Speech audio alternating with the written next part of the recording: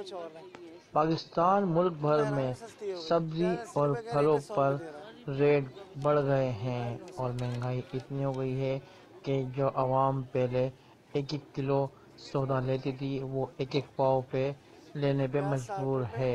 आलू 70 रुपए, 100 कमिश्नर रुपए का रेट कराची की जानिब से जारी करदा लिस्ट के मुताबिक कोई भी सब्जी फरोश या फल फरोश उस लिस्ट के मुताबिक फरोख्त नहीं करता।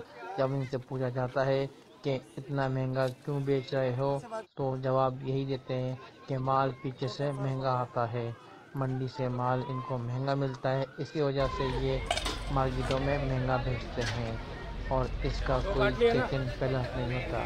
जबकि डिप्टी कमिश्नर और कमिश्नर को चाहिए कि मंडी के भी रेट उनको मालूम हो कि कितने हैं और उनके पर भी लगाम दी जाए। लेकिन असल ये होता है कि मार्केटों में ज़्यादातर फल फरोश, सब्ज़ी फरोश इनको चेक एंड बैलेंस करना लाजमी है कि अगर पिछले सस्ता आ रहा है तो ये महंगा क्यों बेच रहे हैं। आवाम की पहुंच से फल दूर होते जा रहे हैं, महंगाई बढ़ते जा रही है और जो शख्स पहले 1 किलो या आधा किलो खरीदता था लेकिन अब वो उससे भी जा रहा है, उसके पहुंच से फल दूर होते जा रहे हैं। सब्जी तो रोज़मर्रा की ज़िंदगी के लिए ज़रूरी है क्योंकि वो एक पाव या आधा किलो लाजमी आवाम खरीदती है ताकि उनके घर में एक वक्त का खाना पक सके।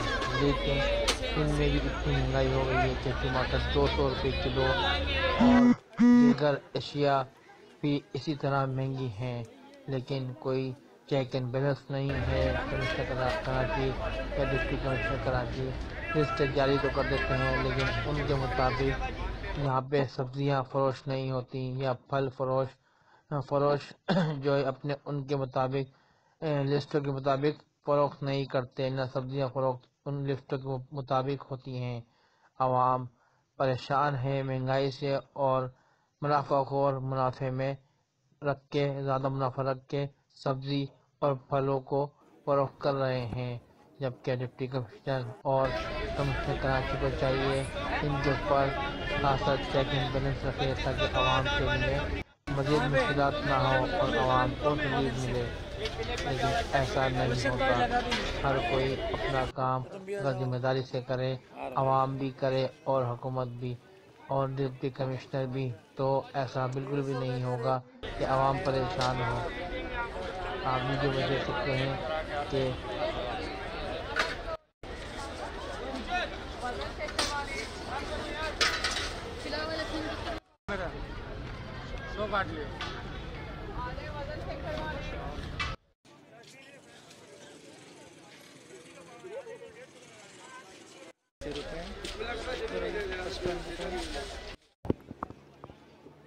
यार